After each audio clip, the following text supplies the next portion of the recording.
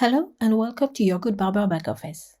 Today we're going to talk about a new feature for your shopping app, but not only.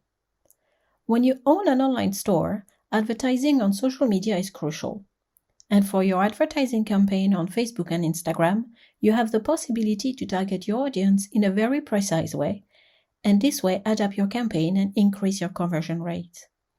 To target your audience correctly, you must be able to use data about your clients and leads and be able to export them. That's what we're going to do right now. Go to the Client menu of your GoodBarber back office. You will find your two submenu, Clients and Leads. To export your data, nothing is more simple. Click on Export Data and the export starts instantly. You can find your CSV file in the menu Settings, Other Settings, My Files.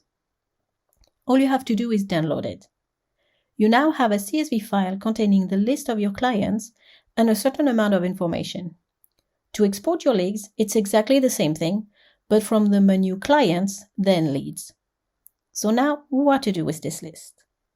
Go to the Facebook Business Manager console. Here you'll be able to create custom audience based on your list of clients and leads. Open the Audience menu, click Create Audience, then Custom Audience. Choose Customer List as a source. Here you can download a sample file or read instruction on how to format your CSV file. In our case, the file is already optimized, so there is no need to do it. Let's continue. For the customer value, I can add it by adding a column to your export file. We're not going to do this in this example. We finally arrive at the moment to download our client list. I upload my file. I give a name to my audience and a description. And validate. Here you see the data recognized by Facebook. In our case, the email, phone number, and date of birth of your clients. In the column Action Needed, you can optionally match data that has not been recognized automatically. Once this is done, I validate. Voila, my audience has been created.